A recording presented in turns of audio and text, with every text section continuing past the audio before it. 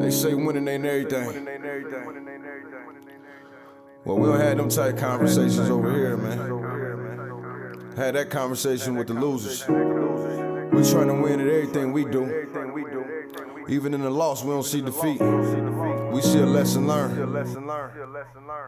Straight up. Look, I came into this world in 1978. The doc looked me in my face and knew I was something great. 45, 42 Prescott, that's where I'm from. Grew up in the slums around dope dealers and bums. As humble as I was, I adapted to my habitat. In my own lane though, far from where they crashing at. Dumb bar graduate, the game I'd have mastered it. Served in the Navy, look, y'all don't know the half of it. Pops passed in 01, moms passed last year. I know they up in heaven smiling down, crying mad tears, cause they son making it. No telling where I'm taking it. My city been cursed, but I feel that I'm breaking it. Coached at Wayne High in 15 in one state. Seen the fork in the road and went straight. I know what I'm worth, I'm OG King CURT. Brooklyn Nets gaming crew legend, let's work. Hey, this is OG King CURT, your host of the OG2CENTS podcast. I want to thank each and every one of you who tune in every Sunday. Truly appreciate it. Make sure you hit that subscribe button, like, and comment. Also, give us a 5-star rating on Apple Podcasts. Helps us out a lot. All links for other streaming platforms are available in the description. Let's make sure we keep standing up for any forms of social injustice and racism. This episode is brought to you by Zenni Blocks. Make sure to armor your eyes with Zenni Blocks, virtually clear blue blockers. It's important to protect your eyes from the harmful blue light and from digital screens, so you'll have less eye strain and make for better sleep and performance. Check them out at zenni.com/gaming or follow them at Zenni Gaming on Twitter and Instagram. This episode is episode 23 with Jourdan Kerl. She's a very, very fantastic woman, great at what she does. She's the Esports Content Manager for MavsGG of the NBA 2K League. She's a freelance host, content creator for YouTube and Twitch, sneaker and sports enthusiast. As you all know, I don't like to do too much talking for my guests. So with further ado, Jourdan Kerl. Hi, Kurt. Thank you so much. Oh my gosh, it feels so special being here. Thank you for inviting me. Hello, everyone. As Kurt said, my name's Jourdan. I am I love esports, love gaming. I think everything I do really is, when I do anything, I always keep in mind, like, is this on track with my gaming? Or if I want to do anything else, it's like, how is this going to better me as a person? So every opportunity I've taken is definitely with that in mind. How I started in the field, I've just really quick, I'll go through it. When I was first in school, I wanted to originally develop video games. So my first degree is actually in computer science. I realized probably about my sophomore year of college that I really liked the interaction part of telling people stories. So I realized I wasn't going to be competitive, even though I was working with the sports information department and athletics. So I went and got a master's degree in journalism. And that's where I realized instead of wanting to focus on basketball, I wanted to focus on gaming. So as a kid, I've always played video games. I grew up reading Game Informer magazine, for those that know what Game Informer is. And so didn't realize, though, that esports journalism was a career path, and wanted to try to give it all I got while I was in school. So had some connections, done some freelance work with ESPN, Major League Gaming, the Coalition and Gears of War, E-League. So I've done quite a bit of work. So now I'm with the Mavericks. I'm very happy and very, very blessed to be able to have a career in esports, because I know it's not that many. Yeah, now mentioning that with MavsGG, you know, obviously we're dealing with remote play and everything like that. And I know we all had different experiences once the pandemic hit. You know, talk about your experience and what actually was going on at the time when the world kind of stood still? Oh my gosh, yeah. So for me, I had been following the news about COVID pretty early on, and I think that was because I got really sick with, I think they say it was the flu at that point. You don't know what it was, but I was out for a week of work back in early January. So I had been following everything pretty closely, and around the time when we had the draft was actually when I was concerned. So that was back in February before it all really popped off in the States. But I flew with a mask. That was my first time flying with a mask. People were looking at me. I felt so uncomfortable. But I also have asthma. So for me, it's been very scary. So when I think it was about March 13th or so that it started getting really bad in Texas. And I was so scared. I was going to work every day telling my coworkers, like, if anybody at the office gets it, I'm going to stay home, like, because I cannot risk getting this virus, and I had been following it for months. So for me, it wasn't, I stopped, like, going out probably around February because I was so concerned. And so since that, we've still been working from home.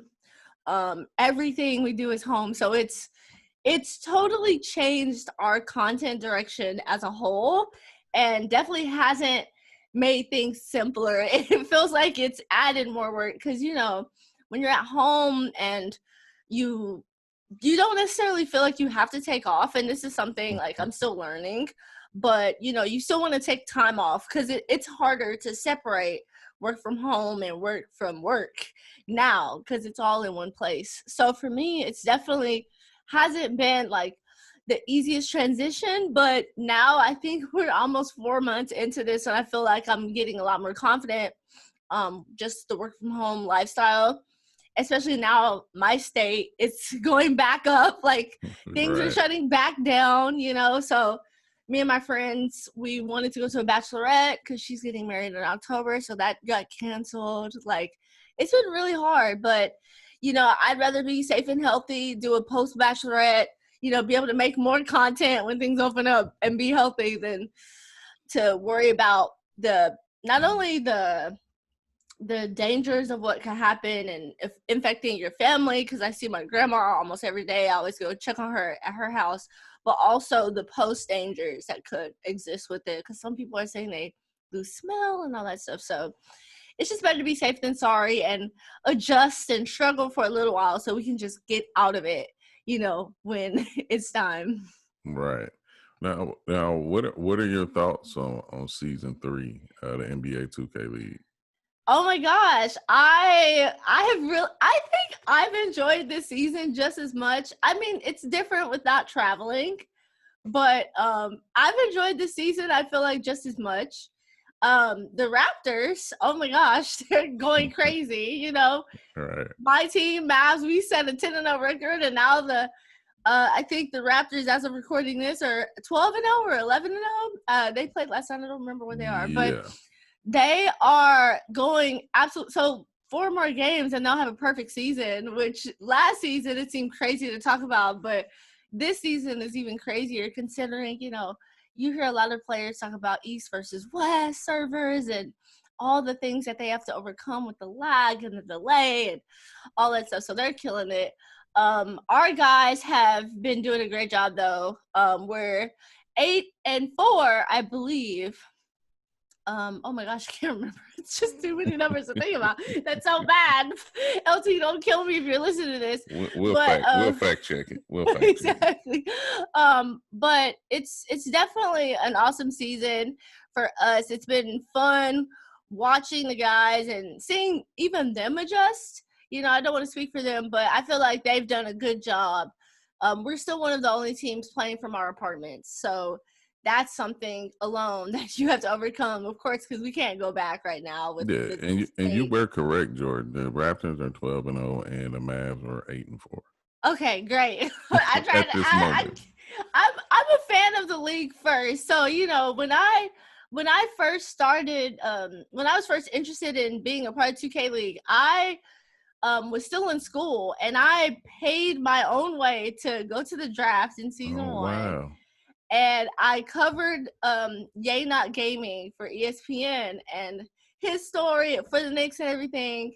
And then I went to DC and was interning with technically Monumental Sports and Entertainment with the Wizards, but I also got to travel with the team one time with the team as an associate producer, and then another time for the finals. So I paid my way to go to the NBA 2K League games just to get some work in. And then season 2, I ended up being with the Mavs in season 3 because I didn't have a job with Monumental at that point. They didn't have anything available, but Mavs had a part-time gig, and I'm from Dallas, so I moved back home and worked part-time until I could get full-time. But yeah, I've been a fan of this league since day one, since I first heard the announcement, and I've wanted to be a part of it so bad. So a kid flying from Chicago to New York, trying to get some bylines and trying to make her way to the league somehow. So God is good, you know. Wow, that's great. I didn't know that. You know, I've seen you've been involved with a lot of things going on at the moment. You know, of course, you know, the world is taking hits all across, and you know, with civil unrest and the Black Lives Matter movement and everything like that. But I've seen you like involved on a lot of panels. If you can, like, talk about that and your role in the different panels that you've been on. Yeah, so I'm always thankful when I'm given a chance to speak or talk, because I feel like I want to not only like show the fact, well, really my main goal is always to show the fact that there are Black women who work in esports and gaming, because there are so few of us out here, you know. I think for sure that I've worked for two gaming titles, or worked in, I should say, two gaming titles in 2K, which I feel like is extremely diverse. And the NBA, to me, takes the initiative to get women involved, which is so important, international involved, and it's anybody's game, you know, because I really feel like gaming is for everyone, literally. So I really believe that. And also with my work in Gears of War, that title is just as diverse, has women who are pro gamers that compete against the guys, different backgrounds, a strong presence in Latin America. And so I feel like that's special to me. And I think people see that and want me to talk about that, because I believe that there needs to be more diverse representation in gaming from the panel aspect, because we've seen at E3 sometimes when it's all people who do not look like us on one panel speaking about diversity, and it's not a diverse topic for them, because they don't necessarily know what it takes to be turned down from opportunities, because I've been turned down from gaming opportunities too, and I don't know why. Sometimes I just don't hear back, but it's definitely hard to not really know why, especially when it's like you see the person who got the gig and they look just like the person who was trying to hire you, you know, and you know you have all the skills to get the opportunity. So it's and that's what I'm talking about, like freelance work, not necessarily Mavs work. But yeah, the panels I talk on, Erin, she was incredibly nice to invite me to speak on that panel in the game. And that was awesome, because I'm a fan. I reached out to Malik via DM to see, you know, how do I get into gaming and esports as a host, because I've been watching him do it, Michelle Morrow. I watched her, Seltzer. So I'm a huge fan of all these people. So to be able to sit on panels with people who you admire, it tells you that you're working in the right direction. And I want people to know that it takes a lot of hard work, though. I know gaming is a lot more accessible, but I feel like there's fewer opportunities right now. So in comparison to professional sports. So having a little bit of background in both, I think helps a lot, but also I want to tell my story. I want people to know that you can be in gaming too. There might be a girl out there who likes games that's hiding her face. I did that all through college. I missed some of the best 2K days, as people say, because I didn't play games and I was kind of ashamed. And now that I'm older, I am not ashamed. I'm proud to be a gamer. I tell everyone this now. But as a kid, I was kind of just wanted girlfriends. I always grew up without them. So, you know, that's kind of always how I felt. No, and I'm glad you said that. I mean, because think about all the hits that I used to take being older, and I stayed in love with video games from the time I was a kid all the way up into the tender age of 41. I'm still in love with video games. So I definitely understand where you're coming from. It's one of those, like you mentioned before, I like gaming because it's one of the bonding agents in the world. I mean, along with music, entertainment, and a lot of other things. But that's really why I like it. It brings people together for the same common reasons.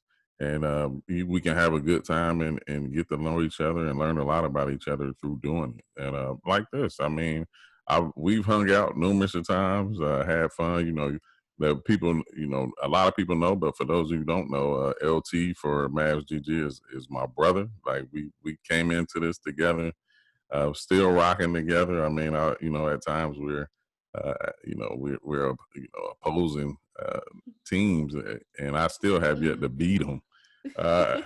But yeah, it's great, and it's been just catapulting for my life and my career. And I'm happy for, like, I got excited when I seen you being a part of a lot of different panels, because when you truly feel the synergy and when you're around somebody and see what they stand for and see what they represent, you can't help but to root for them. And Aaron Ashley Simon has been like, I mean, she's been everything to me, because it was the first time that I really looked beyond just being a 2K league GM and coach.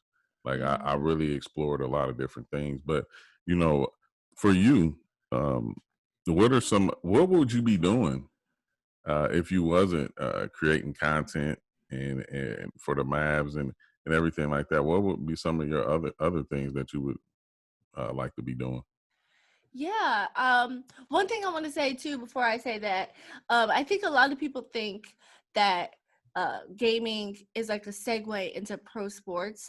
I've heard that before from like some of the I've heard that before from like some journalists I know, but I told them like this is where I stand, and this is really, I would be open to like any opportunities for sure, but gaming at the end of the day is always where I want to be. I love it.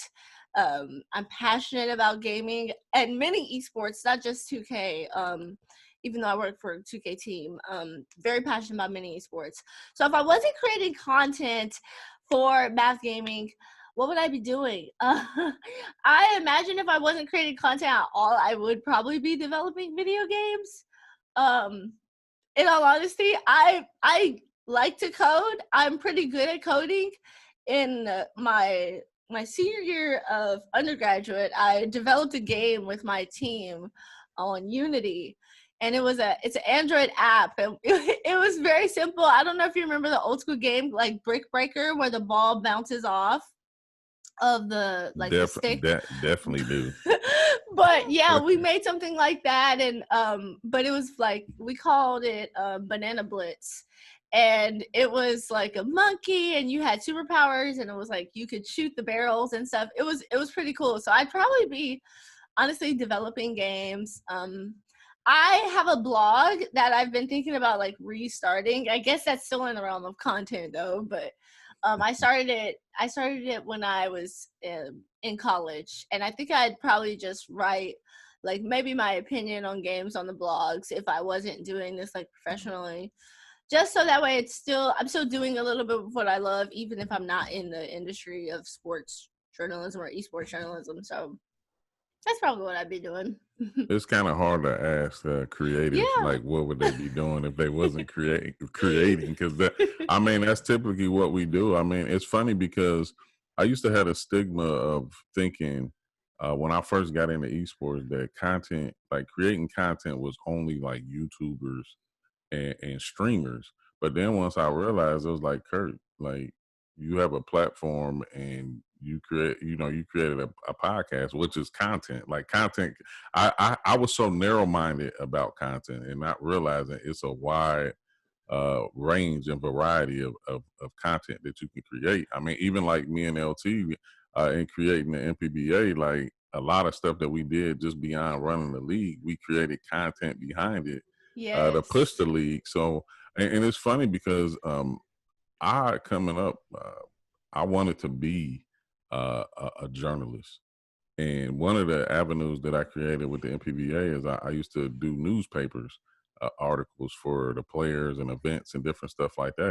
And I Yeah. put my heart and soul into it, George. Like, and a lot of people probably didn't even know that, but it's just, you know, of course, life swings you in different directions. I didn't go to school and get a degree and none of that, but yet here I am having the opportunity to create a lot of different things that I wanted to live throughout my childhood. So definitely, I just always had a knack for that. I always loved writing about different things and having different insight. And like even now, I love having this platform to be able to share stories like yours, because you're right.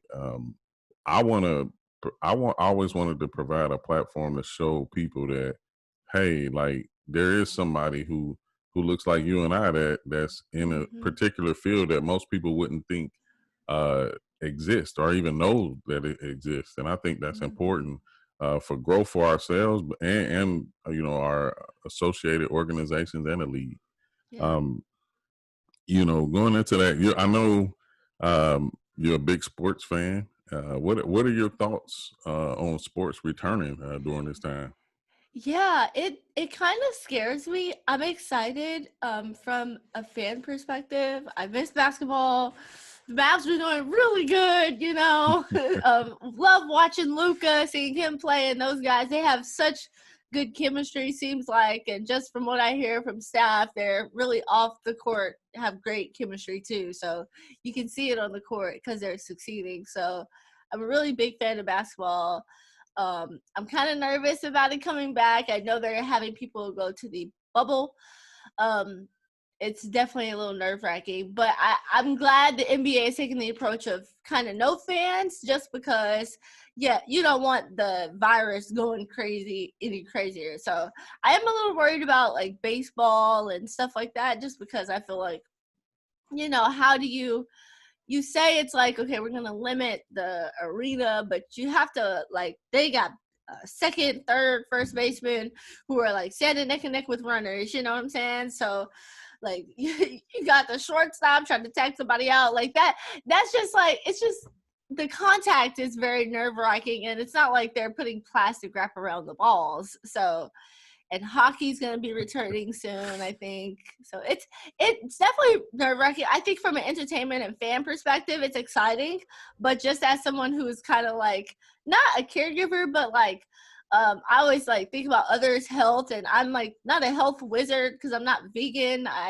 But I want to take better care of my health.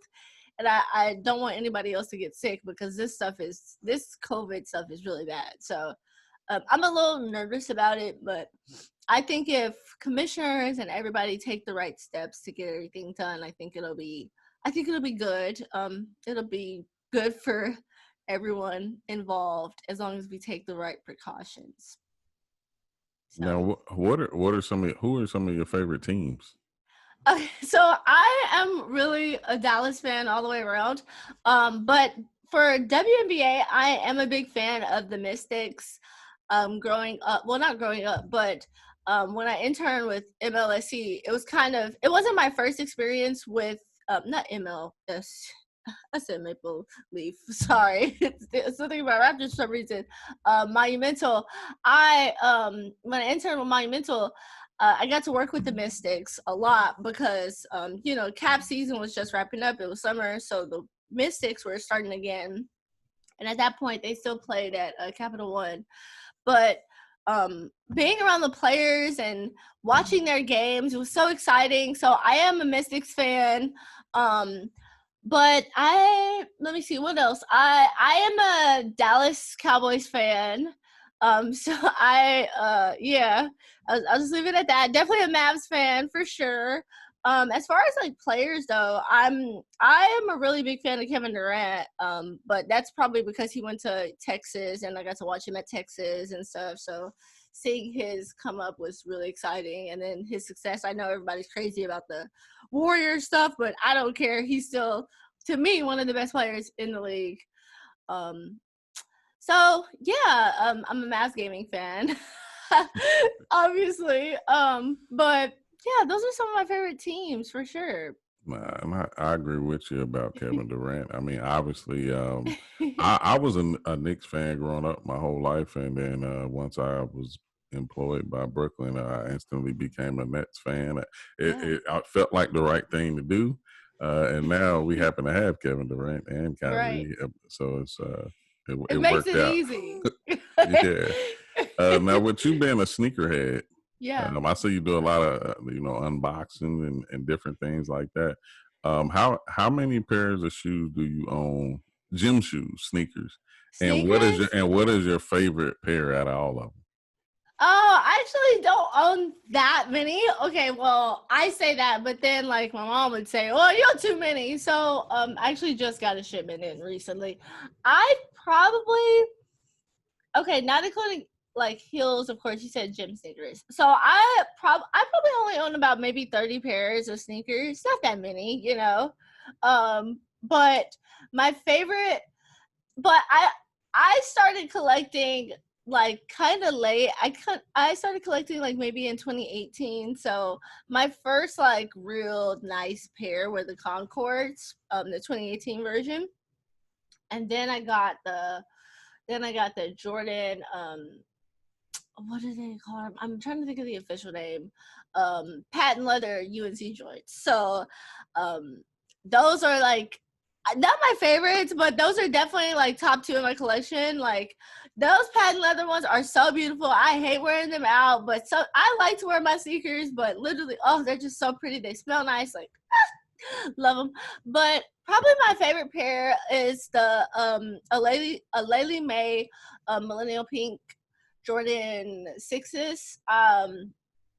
Oh, I love those. Like, I love those. But I think it's only because I wanted to hit on Sneakers app with those and didn't. So that was the first time I went from Sneakers and immediately went on StockX and purchased it like instantly. Like it was like I was in, because you know how Sneakers app is. Like for those that don't know, I'll just explain it really quick. So when you get on Sneakers app, and if it's a really limited shoe, they put you in line. So I was in line. Shoes drop at 9 a.m. Central, my time. I was in line by 9 a.m. probably 9:00:05. You know what I'm saying? So seconds, okay.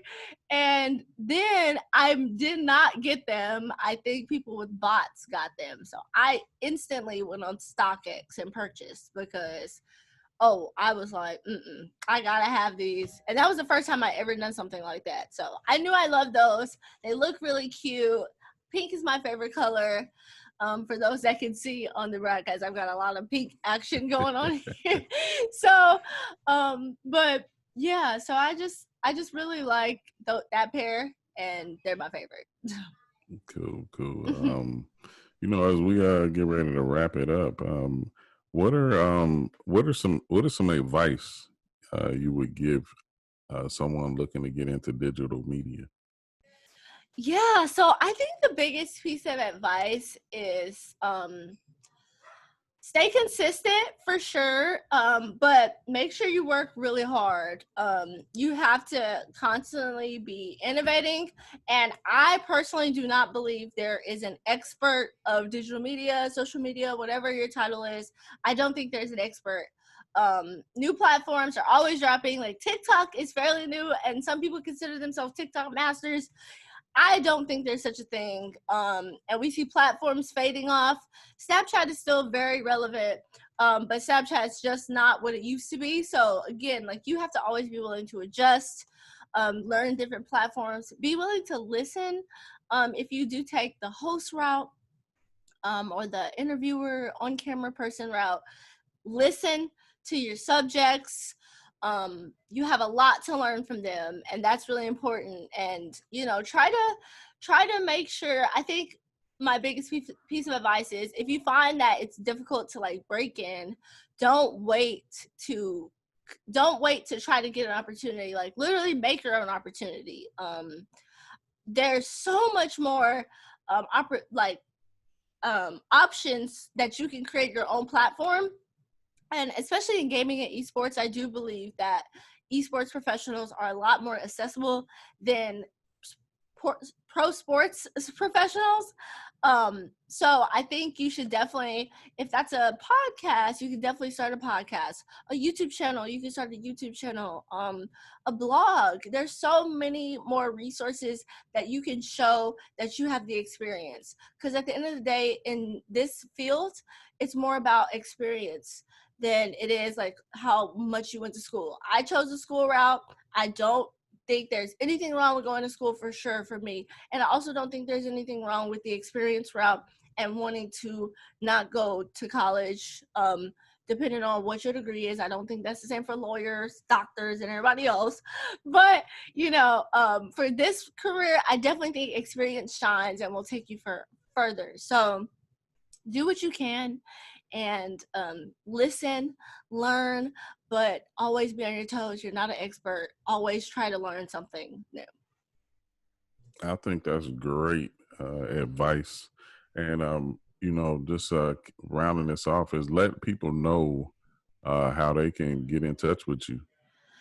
Yeah, so I am on Twitter at Jourdan Kerl. My name is, well, you guys will see how my name is spelled probably in the title, so I'll spell it for you guys. But on Instagram, Twitch, and YouTube, my name is Miss Jordy. So it's MissJourdy. So yeah, that's where you can find me on all my socials. I upload YouTube videos weekly, stream 3 times a week, and post to Instagram twice a week and daily on stories.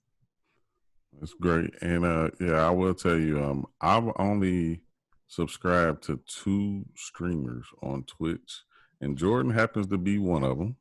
The other is the Black Hokiage, a good friend of mine. I love him. But yeah, definitely make sure you follow Jordan and support her. Appreciate it. And thank you for coming on, Jordan.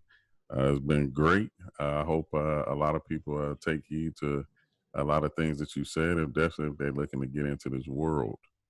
With the conclusion of that, I want to thank everybody for tuning in.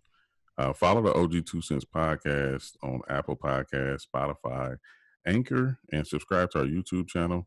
Also follow me, OG King CURT, on social media at Twitter, Instagram, and Facebook. Go to www.ogkingcurt.com for everything OG King CURT and the podcast. You know, shout out to my team, Dave at the 2K Zone, Strider Visuals, and Box Graphics. Also, Cy Evermore. Check out the 2K Zone on Twitch and Podbean as well. Catch me on EsportsXTRA on Wednesday, Thursdays, and Sundays with host Larry Ridley, the crew Renee Montgomery, Derwin Royale, and producer extraordinaire Kevin Mamuzet. Make sure you tune in to next week's episode, and remember, if it makes sense, it's an OG2CENTS. OG out. Put this work in, fellas. And much, much, much love to the entire 2K community for always showing me love. Without y'all, we wouldn't be here. Yeah.